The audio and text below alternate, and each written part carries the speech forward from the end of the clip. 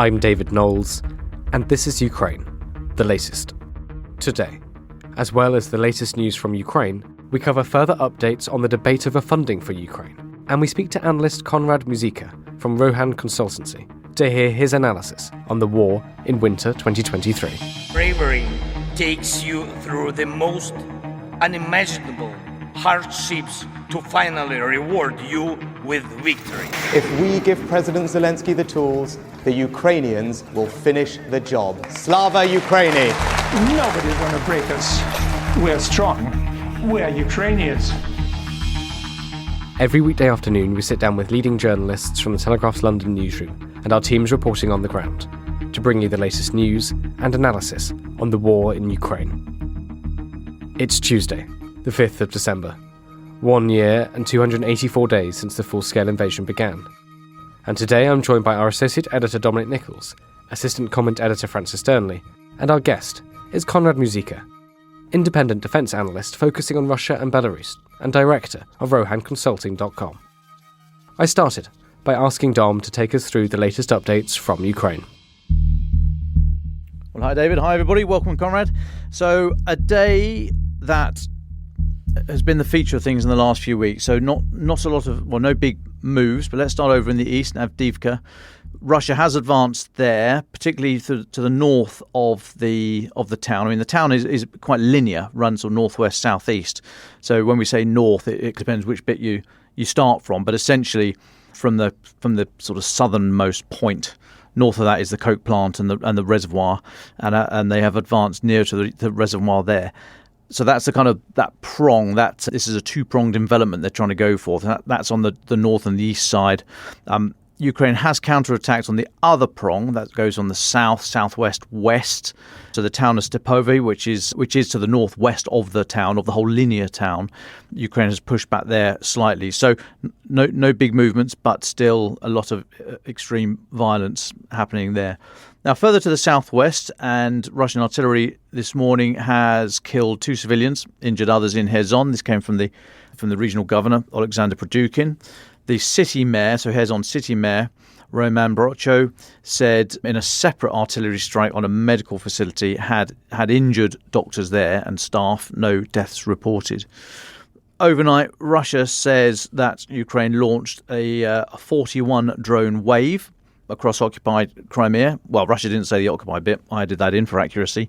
They said 22 drones were destroyed and 13 intercepted over Crimea and the Sea of Azov. Don't know the difference necessarily between destroyed and intercepted. I imagine intercepted means that it has an effect when it lands. It's still sizable enough to have an effect on the ground, as we've seen before, although no reported casualties in this strike. Obviously, the Russian MOD said that this was another terrorist attack, unlike their nice cuddly drone strikes. We're clearly back in Schrodinger's drone territory again. Elsewhere, an advisor to President Zelensky has said Ukraine is changing its tactics, moving to effective defence as winter sets in. So this is Mikhailo Podolyak speaking on Twitter. He said, undoubtedly the winter and the analysis of our own and the enemy's resource capabilities require adjustments in tactics. On the front line and in the cities, we are already moving to a different tactic of warfare, effective defence in certain areas, continuation of offensive operations in other areas, special strategic operations on the Crimean Peninsula and in the Black Sea waters, and significantly reformatted missile defence of critical infrastructure. He also talked about increased domestic arms production. Thought that was interesting, the reformatted missile defence. We're anticipating a renewed Russian attempt to go for Ukraine's critical national infrastructure as it did last winter. The lattice work of air defence for Ukraine has been bolstered, obviously, over the last year. But we think that the recent drone strikes, waves of drone attacks, is there to either try and feel out to see where the air defence is, trying to use them up. Of course, a lot of the air defence against drones is not so much missiles; it's the things like the Gepard, the German Gepard twin 25mm barrels, just blasting rounds into the air, which bring down low and slow flying drones. So, I mean, it all adds up clearly, but drone strikes are not necessarily going to tease out the missiles that would then be that Ukraine will obviously be trying to hold on to for any ballistic missile and cruise missile strikes that are obviously, well, not obviously, but anticipated to come in the next few weeks. Now, separately, today's British MOD update, Defence Intelligence Update, says that Russia is aiming to take control of the entire Donetsk region through this winter. In their latest Defence Intelligence brief, they say the Russian army has made creeping advances in the town of Marinka in recent weeks. And the renewed efforts against that town, part of the autumn offensive, which is prioritising extending Russia's control over the remaining parts of Donetsk Oblast. They say highly likely, still one of the Kremlin's core war aims. Elsewhere, internationally, Finland is going to spend tens of millions of euros to increase its production of artillery shells for Ukraine. This is from Defence Minister Antti Häkkänen. We have finalised negotiations on how Finland will continue to increase its munition production to arm Ukraine, he said, adding it's going to invest tens of millions of euros in the project. So to date, we think Finland has supplied Ukraine with about £1.3 billion, that's 1.7 billion US dollars in military aid since the start of the full-scale invasion. But nice one, Finland. Pat on the back. But whilst you're there, get on the naughty step. 2 Finnish companies are suspected of earning millions by exporting 3,500 drones to Russia in violation of European Union sanctions. So this is Finland's customs agency have done this investigation. They say drones, controllers, semiconductors and anti-drone defences have been cleared for export to other countries but ended up in Russia. Finland's customs agency said there are altogether 6 criminal suspects, one of whom has been detained since September. I presume they mean they've picked up the other 5 and they're not now running for the hills. But so 6 people picked up for that. Comes after that amazing report last week from the Financial Times that I talked about in last week's Defence in Depth about how exports of prohibited items that are restricted by sanctions regimes for the US, UK, EU and Japan from Turkey seem to have ended up in Russia either direct or via 5 former, mostly the stands, but also including Georgia. Have a look at last week's Defence in Depth. Have a look at the Financial Times for more details on that. But yes, all part of this effort to evade sanctions. And so fair play to Finland Customs Agency for taking the action they have and reporting it. I'll take a pause there, David. Thank you very much, Dom. Let's go to Francis Durnley then. Francis, what have you been looking at over the past 24 hours? Well, thank you, David. We have 2 significant long reads in the Washington Post to discuss together shortly. But turning to the political realm first, NATO has just 3 years to prepare for an attack by Russia. That's according to Poland's National Security Agency.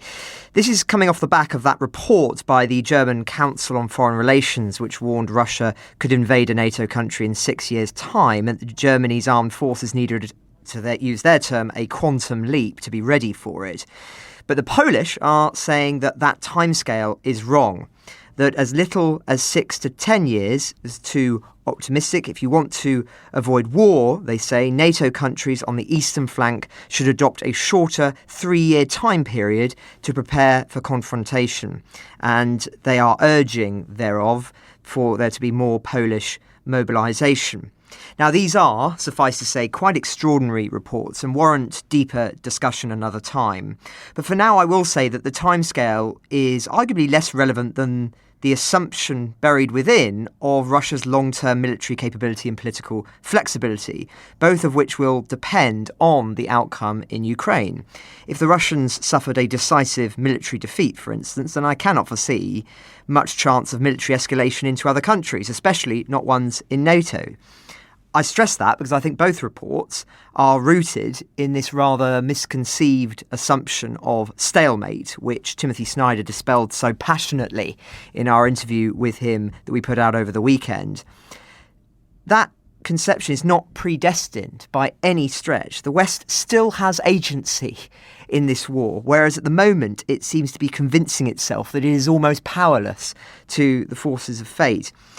I'd also question the notion that Putin, assuming he were still leader in years' time, would ever risk attacking NATO. As I've said many times, my own understanding of Putin is that he operates in the space that is afforded to him. The West was weak on Ukraine and he exploited that. Where there is strength, he recoils. Again, the West has agency. We are not victims of uncontrollable forces, whether a man or history disguised as a man.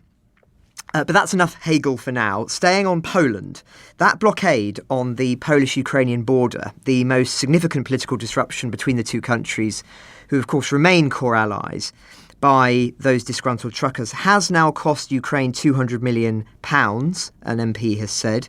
Fortunately for Kyiv, this week, Slovak truckers have temporarily ended their blockade of the country's sole truck crossing with Ukraine.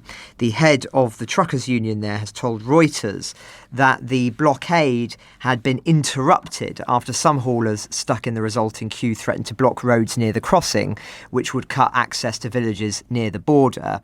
He added that the union leaders will meet later today to discuss whether further action is necessary. Now, another point of tension between Kyiv and its allies comes down to funding, of course, and matters do seem to be reaching boiling point in the United States. National Security Advisor Jake Sullivan has said Congress will let Putin prevail if it fails to approve the deadlocked £40 billion, that's about $61 billion, aid package for Ukraine. To quote from him, Congress has to decide whether to continue to support the fight for freedom in Ukraine, or whether Congress will ignore the lessons we've learned from history. It is that simple. It is that stark a choice. Now, in a sign of just how serious things have become, President Zelensky will talk to US senators later today in a private address in a bid to convince them to support that aid package. Putin, meanwhile, is exploiting his revived political position following the Ukrainian counteroffensive, which we'll discuss in a second, to continue trying to boost his leverage in the Middle East. He will visit Saudi Arabia and the United Arab Emirates this week, Bloomberg is reporting. Neither party are party to the International Criminal Court, meaning Putin does not face being detained by them on the war crimes arrest warrant we've discussed so many times previously. But perhaps most significantly, though, the president of Iran will visit Russia on Thursday with a political and economic delegation. We don't know much more than that. But as we've discussed ever since the terrible events in Israel of October the 7th, the relationship between Moscow and Tehran is an important one geopolitically, providing political cover for the Iranian regime to continue financing terrorism, as well as financial support directly, given the large amounts the Kremlin has paid them for those devastating Shahed drones used to attack Ukrainian cities.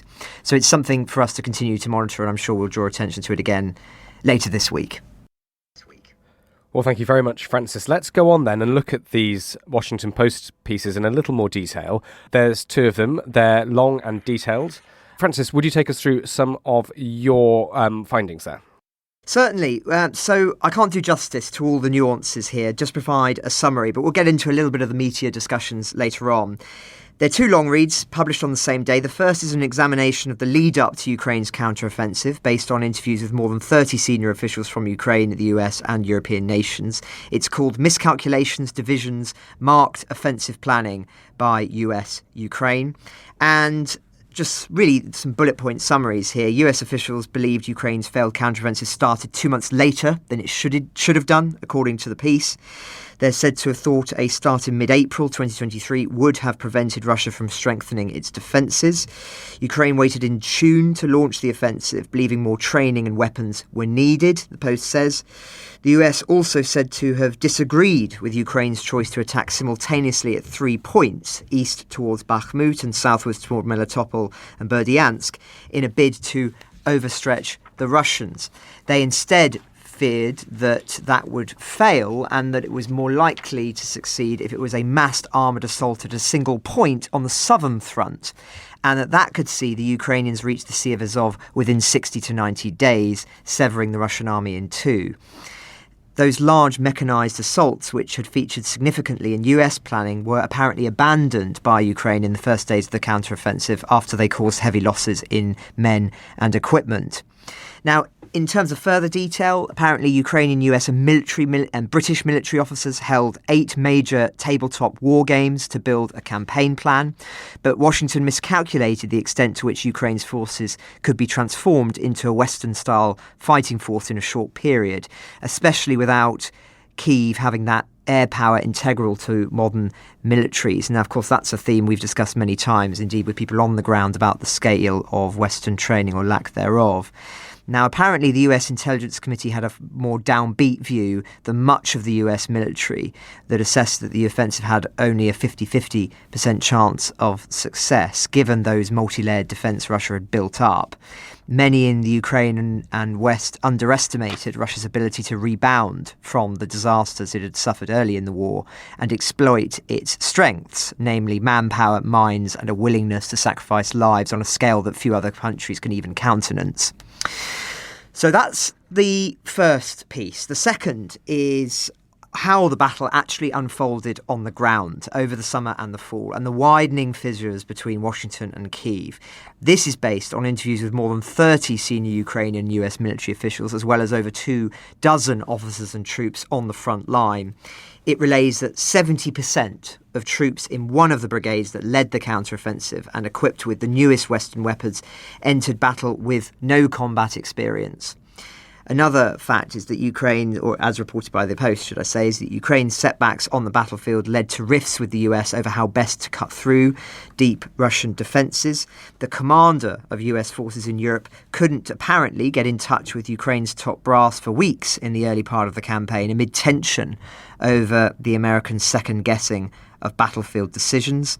Each side blamed the other for mistakes or miscalculations. US military officials concluded that Ukraine had fallen short in basic military tactics, including the use of ground reconnaissance to understand the density of minefields. And Ukrainian officials said that it was the Americans who didn't seem to comprehend how attack drones and other technology had fundamentally transformed the battlefield. And it then looks into some of the statistics of those killed and looks at the testimonies of those who are actually experiencing this in very vivid fashion. But I know we'll get into some of this in a bit more detail, but that's the essence of these pieces, which I would highly recommend listeners do actually read properly, because I'm really only giving the bullet points here as opposed to the full in-depth, which is fascinating and I think quite essential reading.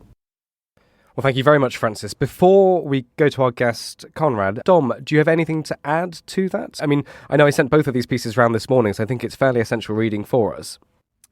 Yes, I do. Got a few bits and bobs, so please bear with me. I mean, the first thing I would say is that the old military maxim, success has many fathers, but failure is an orphan. I think that's ringing true at the moment. It's always been true. So, yes, it's very easy with hindsight to point out where things have gone wrong. It's easy to point out where things have gone wrong. A lot of people don't do it, though, and you don't talk about lessons identified and lessons learned, two completely different things. You know, you don't learn a lesson until you've properly brought it on board, and it's often led to systemic and organisational change. Only then can you really have said you've learnt that lesson. So, yeah, it's very easy to look back and say, oh, it would have been different if you'd done X, Y, and Z. I thought it was interesting. The intelligence agencies they called about 50-50 success rate. The military seemed more upbeat. I mean, that is again fairly standard. The intelligence agencies always downplay it to a degree, which might be more accurate, or it might be keeping their options open for the after action review if it's all gone right or wrong. The military tend to be more upbeat. I mean, it's in the military's character. The military animal is generally quite an upbeat person. You want someone who is prepared to risk their lives for a cause greater than themselves to be a fairly small o optimistic type person. So they tend to look on the bright side, which doesn't always work well. It doesn't always work well when you're trying to fight a battle. It doesn't work well when you're trying to bring in large programs of huge capital equipment. The conspiracy of optimism, as it's referred to. And the other thing I'd say, the last thing I'd say before I get into the meat, is these articles were based on a lot of interviews with senior military people. Now, I'm not trying to downplay who they were. We don't know who they were. Don't know who the Washington Post had access to. But the terminology, and certainly in British journalism, I'm not so sure for the US, but in British journalism and in military and governmental circles, we refer to senior as being major and above. Now, not doing down any majors in the army. I used to be one myself, but that's kind of the entry level to middle management of the military. So actually, the level of awareness you might have can vary greatly from one to another. So I'm always wary of articles that have unnamed sources, but we should be careful when we say senior officials and senior military people. I mean, a major might be in the British Army for, I don't know, probably between 12 years. Some people stay in that for the rest of their career, 10, 12 years-ish. So relatively junior, and I'm not trying to do them down. There's some actually fantastic people at that rank and their equivalents in the other services. But we just got to be aware of the modelling clay with which we are building these arguments. On to the actual articles themselves. I mean, all good to keep the debate going and have something at which we can throw sticks or hold up to cheerlead or what have you. It's better than having nothing. I thought the language of the article was interesting. The language of the articles were interesting. And it talks about Ukraine's limited weaponry being obliterated. I mean, a very powerful verb. I can't imagine that was in any sort of staff handbook. But, obliterated is very colourful. They talk about months of planning with the United States was tossed aside by Zelensky after the fourth day. Again, very, very emotive stuff. And they say, even among Ukraine supporters, there's a growing political reluctance to contribute more to a precarious cause. It's like, okay, who used the word precarious? Because if that's the comment by the paper, that's interesting. If someone said it, fair enough, we can examine that. But I would say if it's precarious, that's a self-fulfilling prophecy. The West could have made it less precarious by supporting more. And they also say Ukraine's slow-moving, dismounted slog that has retaken only slivers of territory. Again, really emotive language. I would say if Ukraine considers that to have come at an acceptable cost, it's worth doing. We don't talk about, stand fast what the casualties that Russia seems willing to take. But when they, after days and days and days around Bakhmut, or as we're looking now, Avdiivka or elsewhere down the line, this slow-moving slog that retakes slivers of territory, well, it all adds up. I'm happy to take on board that this counteroffensive is now finished for the year. But if you are prepared to slog slowly and take slivers of territory, then it does all add up. So I just think the language is quite colourful. And there's a phrase I love from LBC journalist called James O'Brien, who says, why do you think, you go to the fairground, why do you think the ghost train gets more customers than the speak your weight machine? And it's because we don't like being told the truth. We like the sort of colourful, glary, amazing stuff. So phrases like obliterated, tossed aside, slivers of territory, all this kind of stuff, it's very colourful. And I wonder if that shapes the narrative through which, or shapes the framework through which we are receiving all the other information in these very good articles. And it almost sets out their stall before we have a chance to take the information on at face value. Can I go on for a little bit, David? Because I've got a few other more bits and pieces to say. No, please. This is absolutely fascinating. I would say, Conrad, I'm sure you've read these articles as well, so it'd be great to hear your thoughts when we come to you afterwards. But Dom Nichols, please continue. Okay, so some phrases that I pulled out of the articles. One was surveillance and attack drones crowd the skies overhead. That was an observation from the Ukrainians undergoing the training. And I don't think that was replicated in the training. There's talk that they had to take their own drones to say to the US trainers, look, we really need to introduce this, because we just hadn't seen it in this scope and scale as in Western forces, in combat, in contact with the enemy, not seen it before. So I don't think that was taken on board by the trainers. They also said if this were the United States or NATO, the operation would have included devastating air power to weaken the enemy and protect troops on the ground, but the Ukrainians would have to make do with little or none. Again, I think that's a telling statement on the weakness of Western military support. It's like, there's very few, there are some, but few references to air power, and it's absolutely fundamental. I'm surprised that wasn't made more of in the analysis going alongside these or running through these articles. Absolutely critical, the air power. Talks about how Ukraine's military leadership had decided to use more experienced brigades to hold off the Russians during last winter, keeping fresh troops for these new brigades to receive training abroad and then do the fight in the spring, summer, whenever it was. They say only when it came to the counteroffensive, about 70% of soldiers in, as they described, the 47th, I think that was a motorised brigade, but anyway, the 47th brigade, only about 70% of the soldiers, about 70% did not have battlefield experience, according to one senior commander of the brigade. Okay, just on that, there's only one commander of the brigade, so senior, who is that? But by the by. So 70% of fresh troops, 30% had combat experience. Okay, I would say, well, 30%, that's It's not bad. That's a third in the most challenging of circumstances.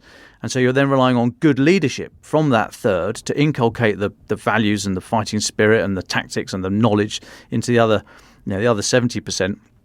The military runs on a kind of rule of thirds. There's a reason why you can't have 3 companies in a battalion, 3 battalions in a brigade, 3 brigades in a division, 4 people, 4 men usually in a half section, as in a fire team. And it's generally found throughout history that in any group there'll be one motivator. Might not necessarily be the senior rank present, but there'll be one motivator and 3 people, and this happens with conscript armies more than professional armies, who are reluctant and scared, naturally scared, to stick their head above the trench and start fighting.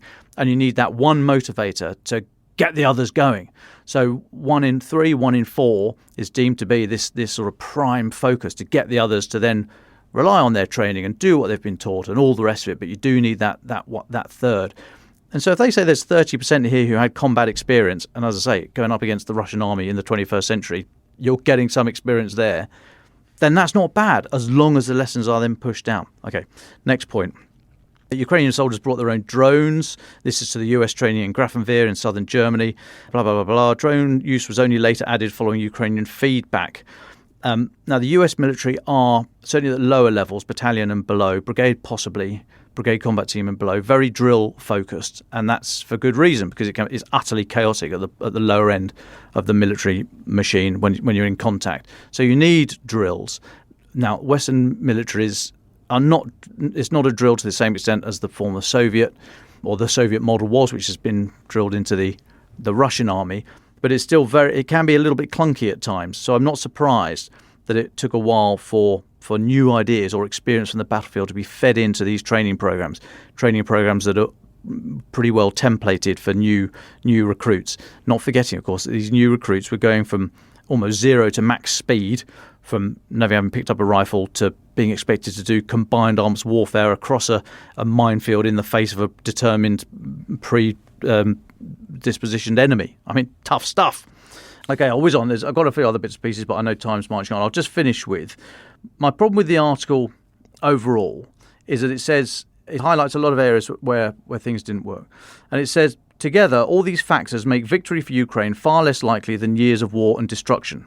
Again, I think that's a negative take, and I'm not trying to be I'm not a Ukrainian fanboy here. I'm just saying that if that's how you're positing your argument, then I don't think the rest of the article would have been written in a completely unemotional way for readers to make their own minds up. Now, when we analyse something, we need to be clear between causes, which I think in these articles they're referring to as factors, and effects. Now, I think these articles and the wider public discourse lean too heavily on the effects, and few factors or causes are examined.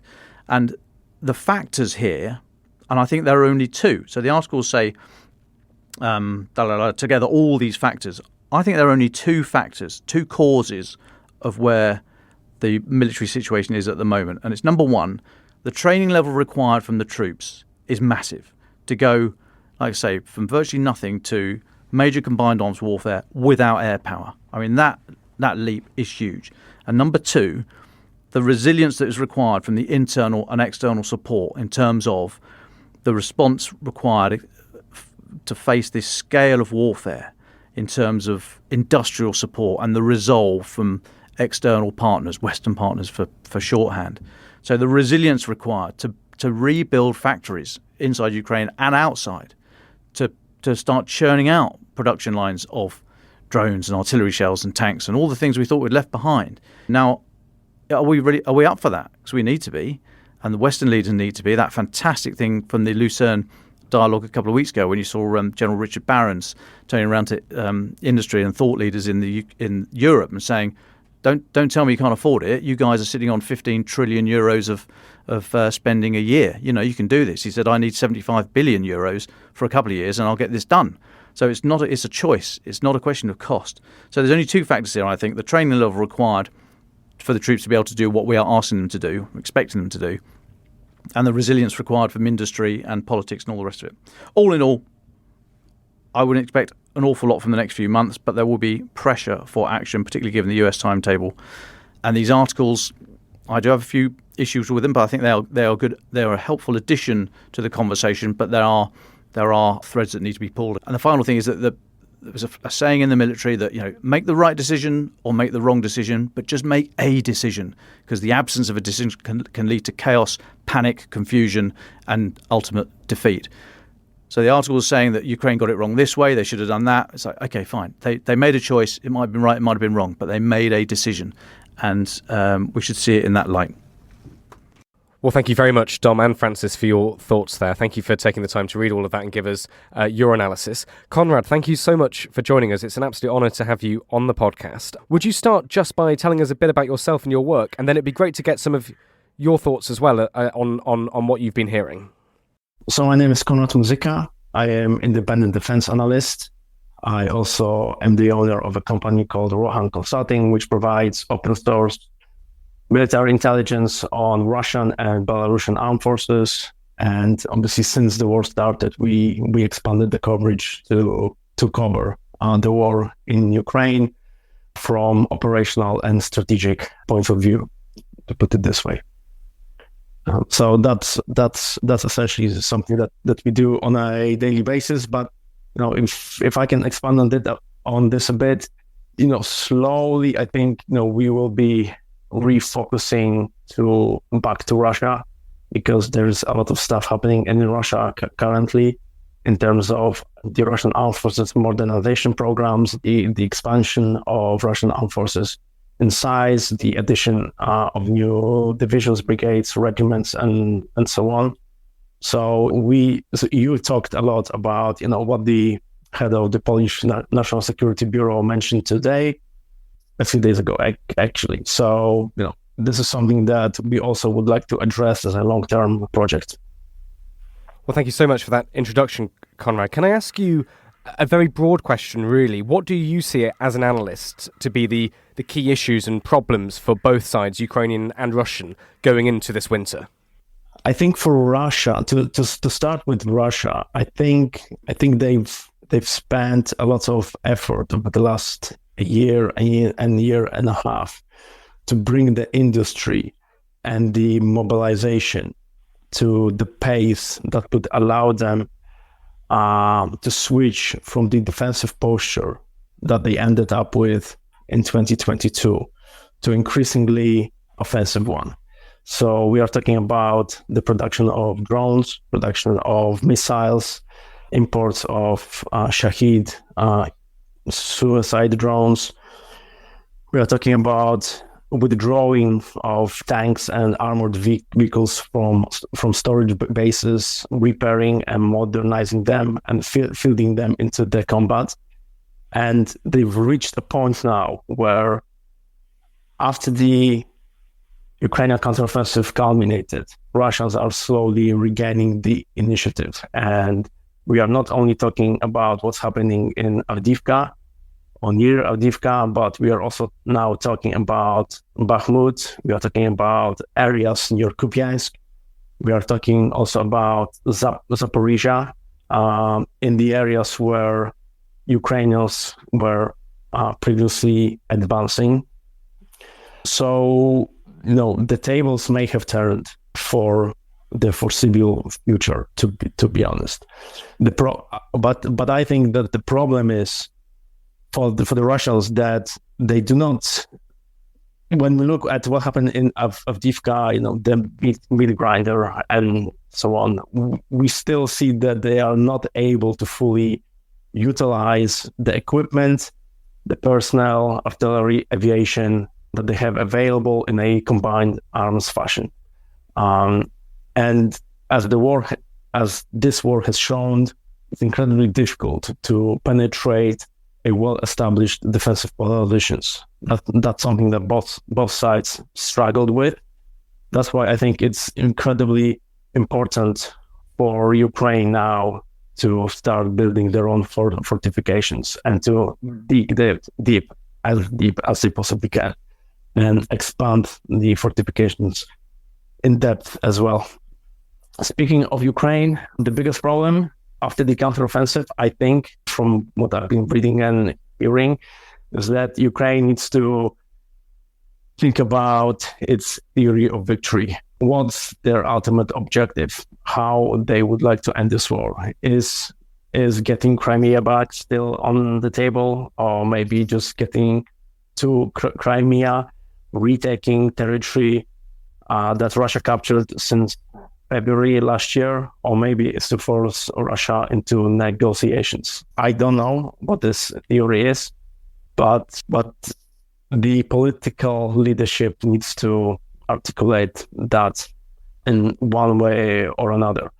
As you mentioned today, Ukrainians are slowly moving onto the defensive along the wider front, I think.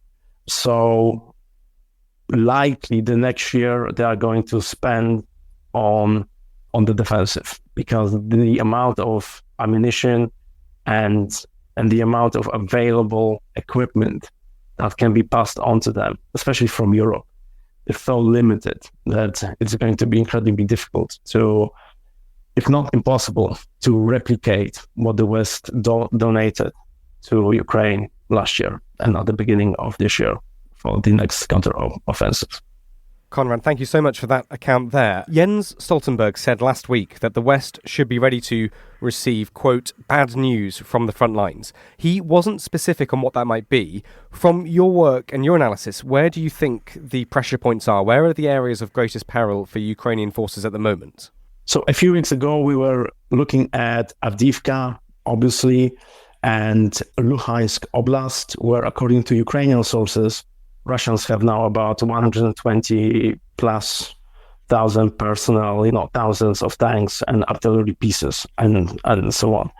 And there is an expectation that at some point during the winter, Russians would launch an attack towards Kupiansk to reach the city, which is divided, or there's a river, Oskil River, that flows through it. So the river forms a very nice defensive barrier. So probably, or at the very least, we will be looking at the Russians to getting to this river, and then we don't know what may probably happen. But for the past couple of weeks, we've also noticed an increased number of Ukrainian reports stating that Russians have increased the tempo of their attacks in Zaporizhia Oblast and in the western parts of the Donetsk Oblast, essentially the areas where Ukrainians conducted their own counteroffensive. So the concern is that Russians would deploy more personnel, more equipment into these areas, and they will slowly recapture the territories that they lost since June, which would obviously be quite a big blow to Ukrainians.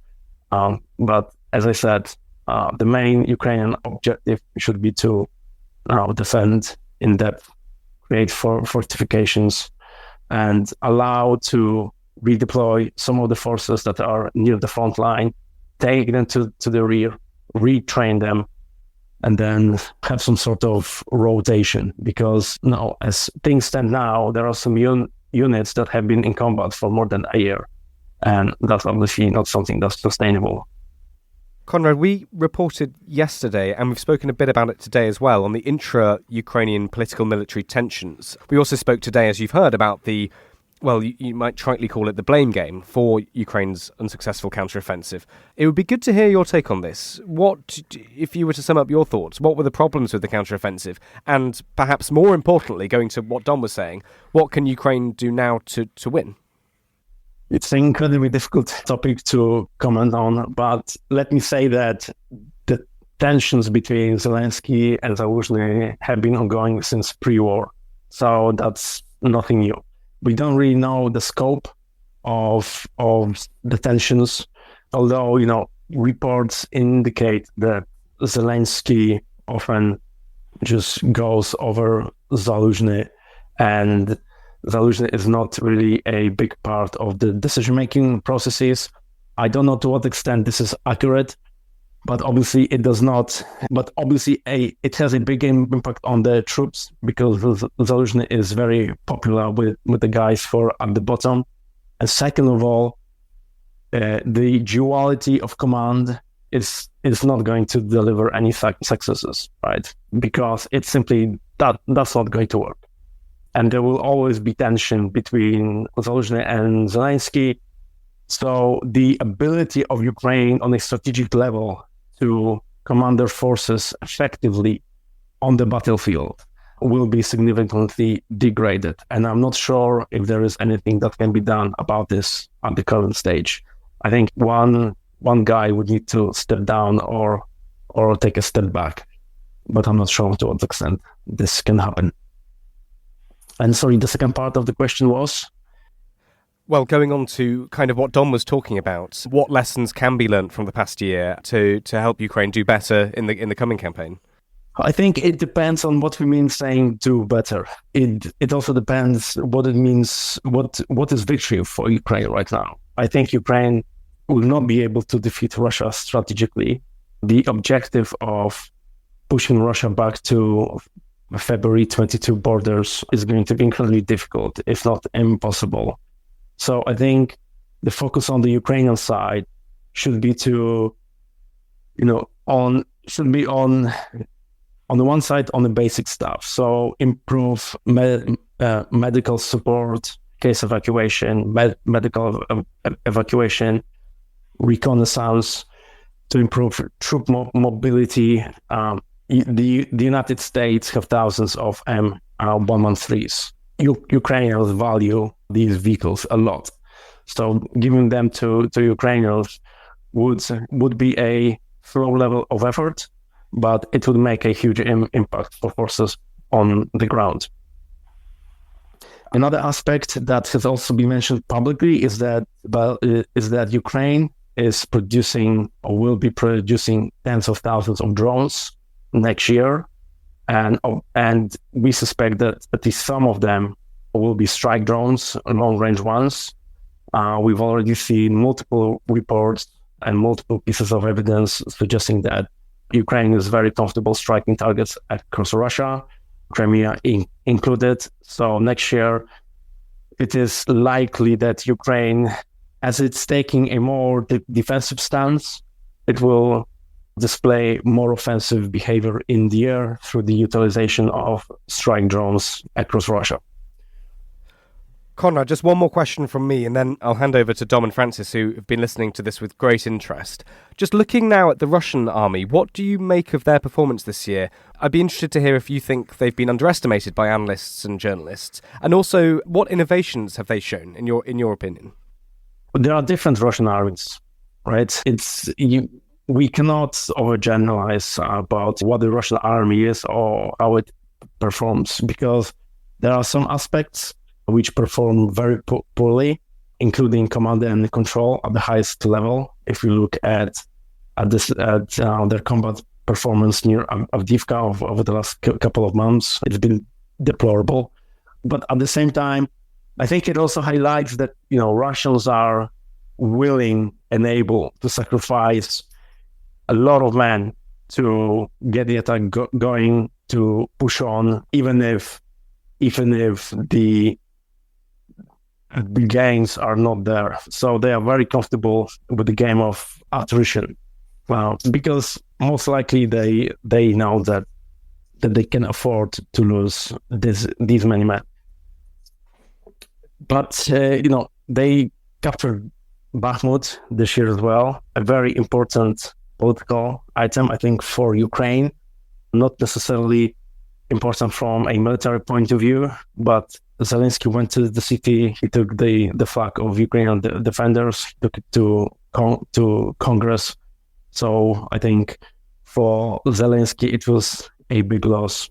But as we stated, after the fall of Bakhmut would not deliver strategic changes on the battlefield.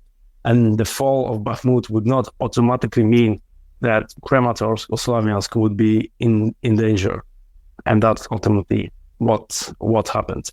We also noticed over the past couple of weeks or couple of months rather, an increased tempo of Russian cross-border incursions into Ukraine in the Sumy and Chernihiv and Kharkiv oblasts. So Russian special forces are going into Ukraine. They conduct raids, ambushes on Ukrainian troops and civilian personnel as well. So that's also something that's worth noting. And I think to close it, maybe with something that I didn't talk before, the use of air power, because we constantly see that Russians maintain a very high tempo of their sorties, especially fixed wings. They deploy a lot of bombs with glide sets. Sure, they are not accurate, but when they hit a target, then that's a problem. And the rotary aviation is constantly in the air. So if there is any Ukrainian vehicle appearing on the horizon, the likelihood that it would be struck by an anti-tank missile is very high, which obviously limits the options on the Ukrainian side when it comes to the maneuverability and the presence of their forces. Well, thank you so much, Konrad, for answering my questions. We're running out of time, so I think we'll just have time for one from Francis and one from Dom. Francis Durnley. Thank you very much for your time today, Conrad. You paint quite a pessimistic picture, I think it's fair to say, of Ukraine's possibilities in the coming year. I just wanted to ask, how baked in is that analysis and how dependent is it on things potentially changing if the West, say, were to ramp up its support significantly in terms of the weapons that were provided, if there were to be a sudden change politically that was favourable to Ukraine in terms of the weaponry that was given to them, if, say, Ukraine were to mobilise far more of its citizenry than it currently has, would that change your calculations? Or in a sense, have you already calculated those in, that even in the most optimistic scenarios, you think that Ukraine is in a very precarious strategic situation for the months ahead? I think, looking at the current trajectory of Western support, it's difficult to expect a sudden breakthrough in this aspect. So currently our scenarios are based on this view that if there will be Western support, it's likely going to be limited, and the Western states' support for Ukraine is highly unlikely to replicate what they delivered to Ukraine this year and late last year. And I'm talking about vehicles, and I'm also talking about artillery shells, which is obviously very important for Ukraine because Ukrainian land forces are very artillery centric.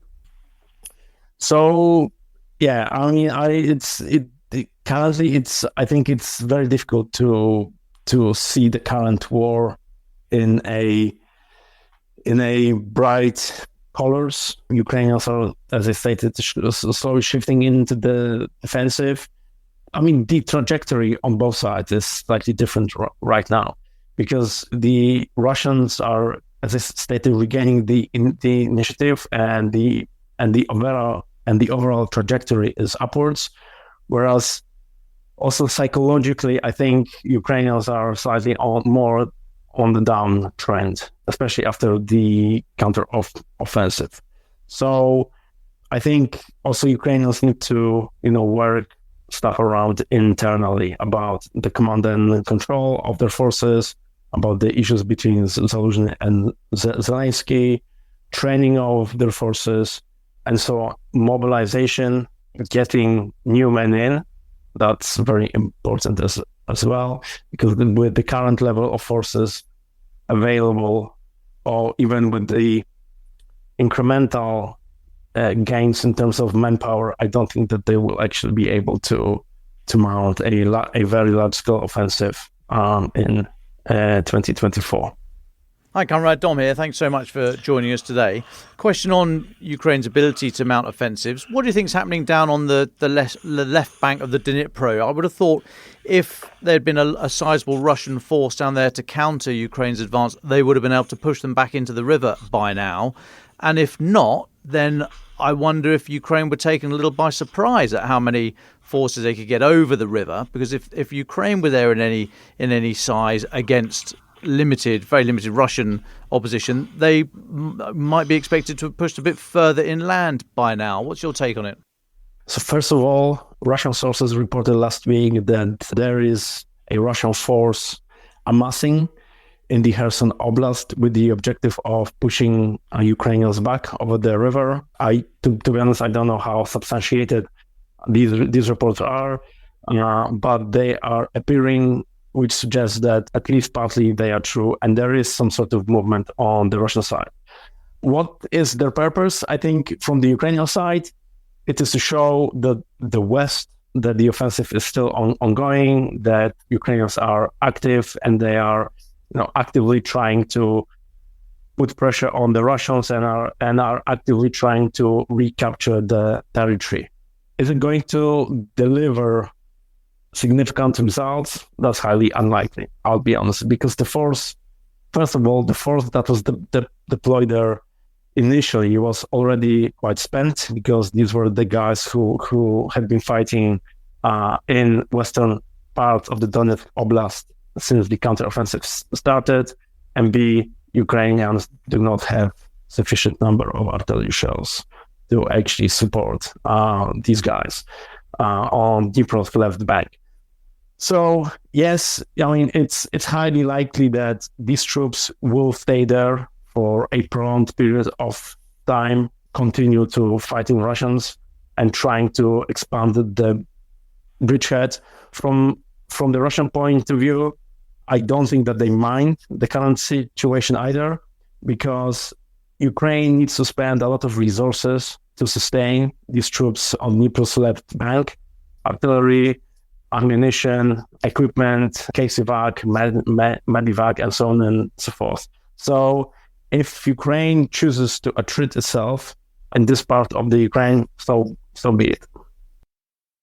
Well, thank you so much, Konrad, for joining us and sharing your thoughts. It's been really, really interesting, and thank you for fielding all of our questions. It's rare we get an analyst with such access and of such reputation as you are, so thank you so much for your time. Let's go now to our final thoughts. Dom Nichols. Thanks, David. My final thoughts are linked to the Timothy Snyder interview that we had, I think, on Friday's pod.